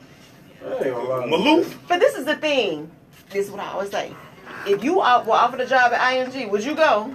Probably. So why You are you offered gonna a stop? college Two and a half minutes in this segment. So why are you stopping a kid we're gonna have from about 3 minutes. going down About there 3 and You know getting this that that short training? segment. But then a short segment, so we'll let Wendy tell us the GHSA rule for bona fide move. We'll kind of start talking about it, then we'll finish. We'll come back on the side talk For about it. GHSA? Yeah. Oh, Printed it up. What? There we go. We're gonna start with the You definition. typed that out? No, you just pull it off their website. Oh, Right. I'm talking about that stuff you had. You typed Oh yeah, my notes. Just notes, Oh, bitch. when you smell when people get typed like this. Yeah. Oh, yeah.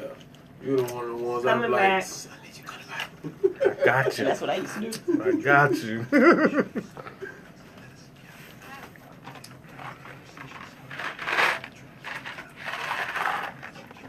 But the guy in Texas started first though. They took the quarterback out of Yeah. Texas. He the one who went in the media and started talking about it. so, Crap. Coming in. But, Go. Hey, we're back. One of the big sticking points in in high school football, especially here in Georgia, is this bona fide move. It's just a word that always popping up every year around this time.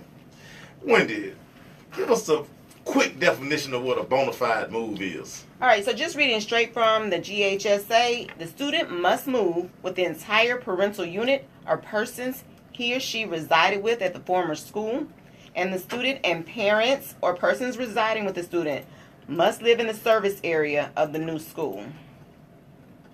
So what they basically saying, you have to pick up everything and physically Right. change addresses. Right, and everyone in the immediate family Everybody, I mean, must mama, move from the old residence to the new residence. mama, sister, brother, daddy, everybody. And the dog. And it must be full-time, 7 Right. days a week residents of the family unit. And they must relinquish the old house. Wow. residents, yes. This was funny. Everybody tries to find a way to circumvent this rule. It's been on the book. This has been the rule for a long time. At one point, parents have started signing over custody of their kids to uncles, anybody who stayed basically in their school district. Right. Other schools just started, once they started losing kids, started doing their own investigative work. Videos, just whatever, documenting this kid, y'all, they got bills over here, but he live over here. And if we remember, Alatuna was on the news this summer because of this event. When we come back, we gonna delve deep into this bona fide move. How schools are getting away with it? Should schools be able to get away with it? Can GHSA just really stick to this rule? Is it a way for them to crack the whip on any high school that's playing outside the lines? It's the Crush, baby. We'll be right back. I got a solution for y'all when we come back. Uh-oh. You know, I should have looked up the Florida rule. Is it true in the Florida rule you can live anywhere now? Oh, no, it's wild, wild west of Florida. Yeah. It's wild, wild west Florida. You don't, boy. If you want to drive your child an hour every day, Drive. knock yourself out. Yeah. I bet it's not But even they as got bad. rules for relinquishing your residence. So there are rules to go along with what you must do with that other residence. You got the. They That's have what to said tell them you- all. But see, the thing about this, but I'm gonna tell you what a lot of people are doing with that. It's so easy. Like, so like, this is my brother, and I want my son to go to another school. I can sell my house to my brother. I could do what they call a lease. You could do a lease to purchase, or something like you could do just like that. And guess what? So once you show that documentation, a lease to purchase, and thing like that, it's considered a bona fide move. Wow. All you gotta do is have a lease agreement Yeah. for Yeah, somebody releasing from you, Mhm. because you don't necessarily have to sell it. You can show a lease agreement, which could be anything, and then you can say we moved. It's so funny how that's when y'all be talking how that stuff varies from state to state. Cause like we like Florida, if you want your child, if you're willing to drive them an hour away, they can go whatever school they want to go to. Yes, That's right. you know. Or you can move, or you can send them to private school. Yeah, cause I was in private school to high school. But yeah, That's your other option. I think these coaches, I'm not chasing no kid videotaping. If he want to leave, let him go. But see, I that's tell you, parent. bro, I That's tell to me, that's coaches being about self. You know what I'm I tell you- saying? I tell you, If you're going I to tell go you, out your bro, way to get a kid in trouble, Then you ain't worried about the team anyway. you didn't go out that way when he was there, though. Right. That's That's you being about self, not about team anymore. Because I mean, like once the kid gone, they gone. Because you said it's ultimately Because go they back to definitely the not. parent. That and Robert this the Bill thing, kid with the they door definitely not closet. coming back after you done did that. no. Yeah. Please understand, they're not coming back after you. But what's crazy 45 is seconds. you do all that, so that kid had to stay. That kid don't have to play sports. Right. He can just keep walking in the school bill. So who really won? Exactly, and that's my point. He done, okay, he got to stay here, but He ain't got to play. he ain't got to play football. He ain't got to do nothing. So now he just a GDI in the hallway. Yeah. So Who who won? who won? 20 seconds.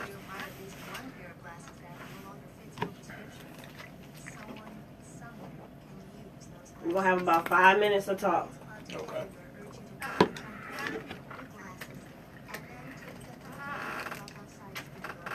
When you and that other one, headset.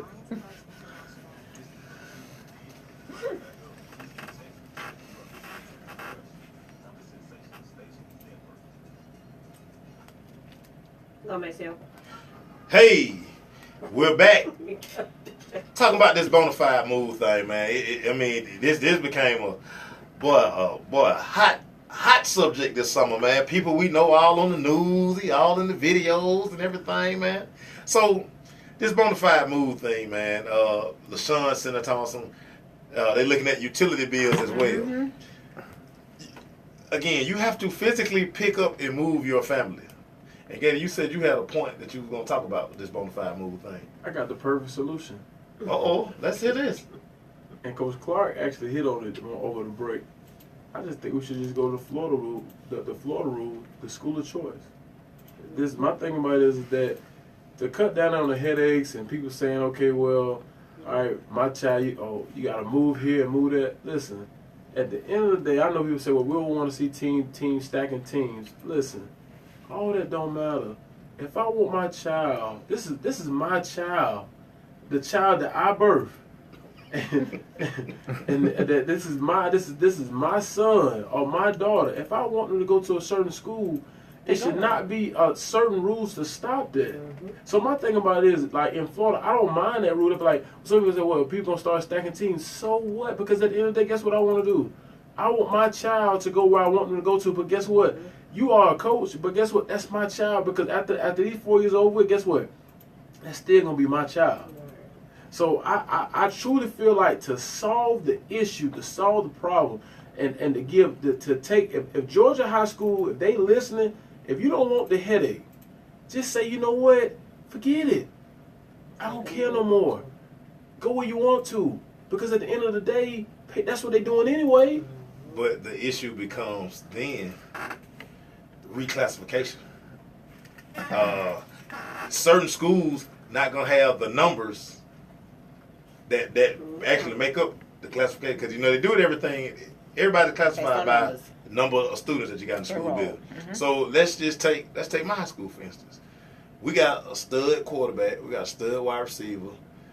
If they leave, if we got free reign, if they leave, and then other kids gonna start leaving, now my enrollment down.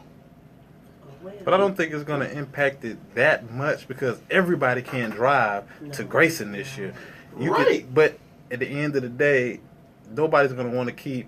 I think you got to put a cap maybe on the transfer or how many games you'll miss. Because if you see some kids have traveled to 3 high schools in 4 years, they've been in high school. So maybe say if you're going to transfer like that, miss 4 games. That'll cut that down. Because everybody's not going to pick up every year on the winning team. But just let them go because it's not going to be as big as what people think. I kind of agree with that. It's going to make the coaches step up too. I kind of agree with that too. I think put a rule on it. A two transfer rule. And a 2-game rule. 2-game rule. Because you going your senior year to the big team, hey, we're going to cap you at 2-3 games. Well, one thing about GHSA, they gonna go hard. Like they gonna make you miss because we had a situation where we had to now. We didn't even know these kids when they transferred in. They just showed up. We didn't know them. The high school they left every day, videotape the house. But once we sent the paperwork to GHSA, once they stamp it, it's nothing else you can do about it. They're in. They did the investigation. One of the kids ended up because he was a junior at the time. He had to end up missing his entire junior year because, the younger brother could play because you can play JV sport, you can't play varsity sport. Right. So he missed his entire junior year when his dad was just trying to better that situation, put his kids in a better program. And that's the good and bad part because if you're at a small school in a small town and you can't pick up and move 45 minutes away, but you can get your kid to school, then I don't see nothing wrong with it because if you're at a big school, it's going to look like, okay, we stacking the deck. But some kids at a small school need the help. They need to get to a bigger situation, a bigger classification. I'm going to touch on a personal situation that happened to me when I was coaching. I was coaching at a school, and I actually left the school which I was at, right? And then at the time, several kids from the old school I was at, they wanted to come. I said, no, don't come over here where I'm at. Don't come over where I'm at. They just wanted to come because they didn't want to play for the other coach. Situation happened that one of the kids, even when he was at the old school, because I still taught at the school. Mm-hmm. But the kid was actually at one point in time, he was living with me. And then I wasn't even living in the district. I was actually living in the district of which I coached in. And then when the kid decided to transfer to the school of which I was at, the coach hired a private investigator and everything. It happens. It happens, man. And that's what's so crazy about this rule, because like I say, the rule had never changed. Right. It has become an issue today because of so many kids transferring now. It's like nobody wants to compete anymore. It used to be a time, you gonna be over here, we gonna be over here, and we just gonna battle. That they did. They're just gonna keep finding ways around the bona fide move rule. That's what we gotta accept and put out there. People will find ways around the bona fide rule move. And there are plenty of ways to get around it if you just stop and think. And so that's what's going to keep happening so that these students can go and play what they want to play. Hey, man, when we come back, Junior Day.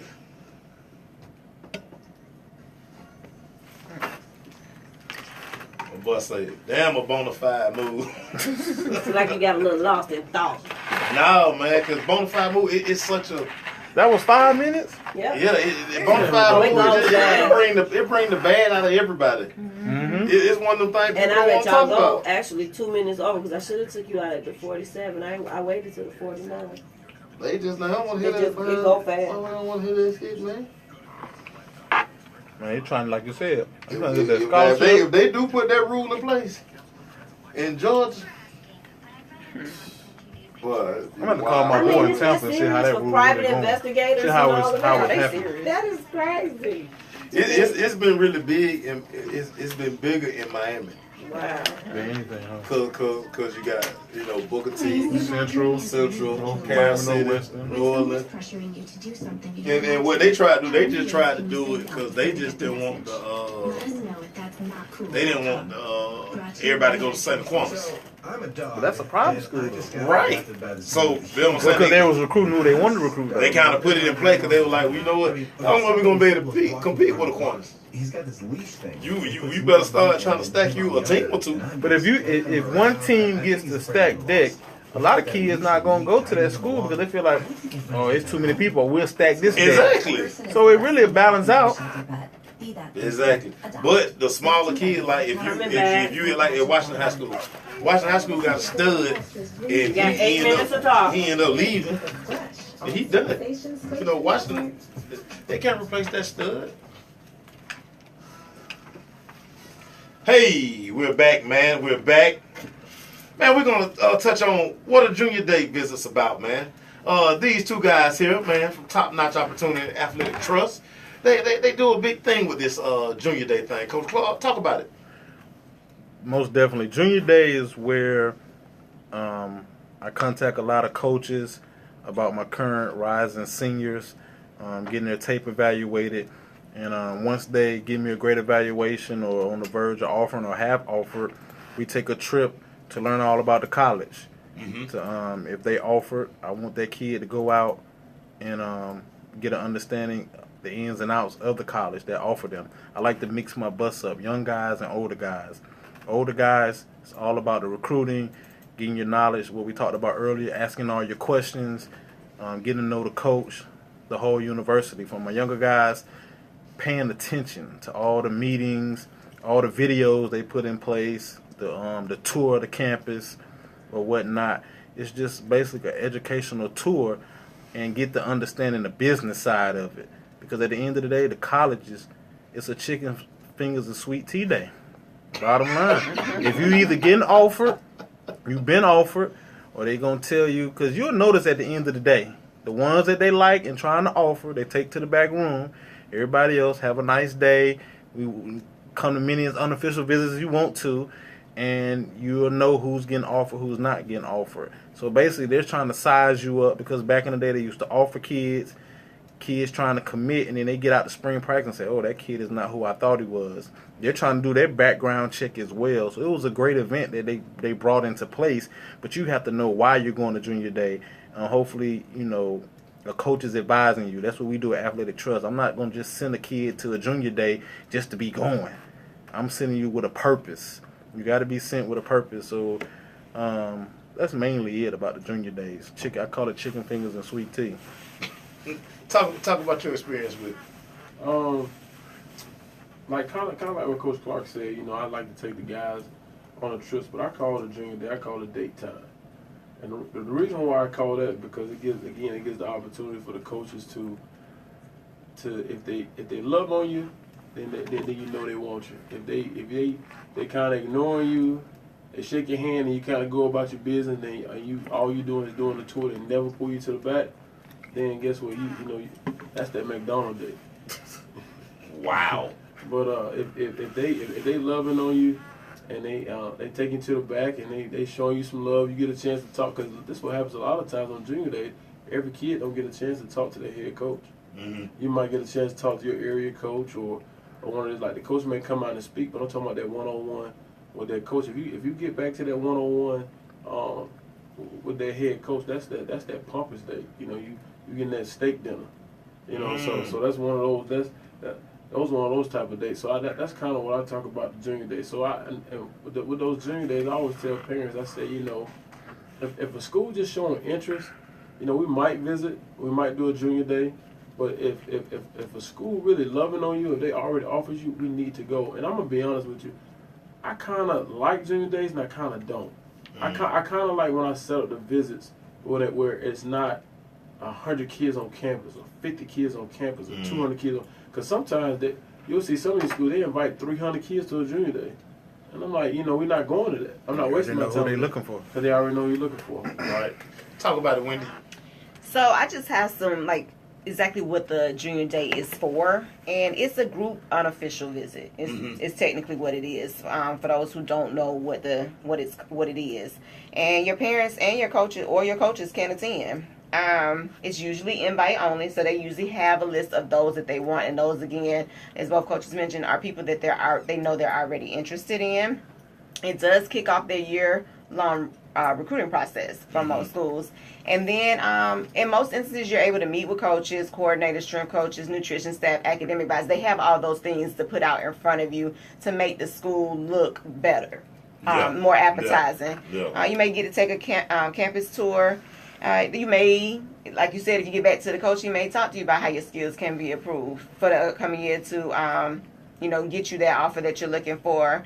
And then they also usually have a player panel at some of them where they allow you to talk to the players separate from the coaches when the coaches are leaving the room. So that the guys can ask some questions, or females can ask some questions that are things that they just really want to know about outside of the coaches, and being judged by the coaches for asking those questions. And then there's also no workouts or evaluations done at those. And, I can remember this guy that plays safety for the Kansas City Chiefs that went to Creekside. I remember, Coach Whitley would always, get the best gear. Everywhere we went to the camp, he would have Eric Berry with him. It's one of those things. So, Right. You really know if they want to, like I say, you get that little, come with me. Right. Yeah, they really interested. But it's almost like at the 7-on-7s and stuff. You go to these, you take your linemen. They take 2 or 3 kids, you go over there. I'm gonna be honest with you though. I'm gonna tell you the reason. I'm gonna tell you. People always say, if somebody asked me, say, if I could pick a junior day to go to, they say, which school I'm gonna pick. I'm gonna be honest with you, I think Tennessee has one of the best junior days. Yeah, I mean they loaded. They loaded, man. That's why you see on a lot of the top prospects, you see Tennessee on everybody's list. I mean, what don't they have? They hot right now. New facilities. What kids are looking for? What Uniforms and facilities, and that's what they're going for. And the thing, now, everybody who goes to Tennessee, they always get a picture in those smoke grays. Mm-hmm. It's like they lay that out bruh. The smoke gray is nice though. Smoke gray, fire. To me, nice. And everybody about tradition, but that would be that'd be my every week uniform. We wearing that. Hey, I don't know what y'all wearing. We wearing that. Hey, man, I was at the Georgia game last year when they played Georgia.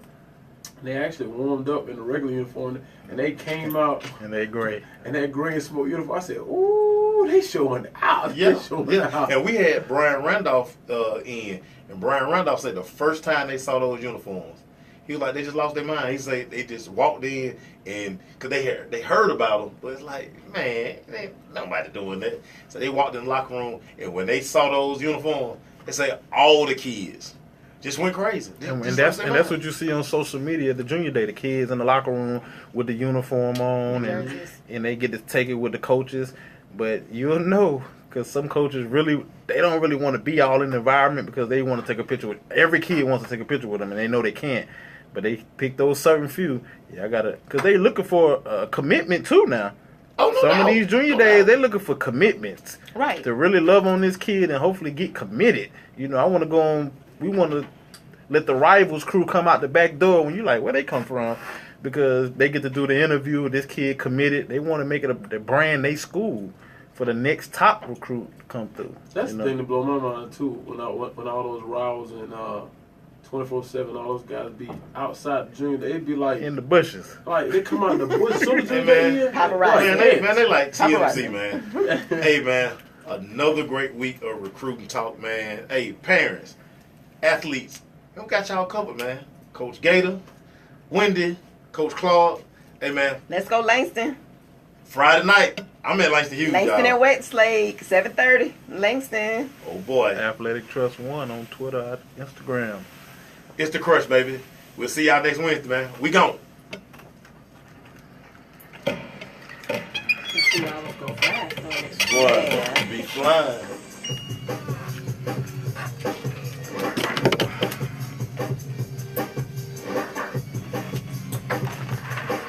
Hey, man, appreciate y'all, man.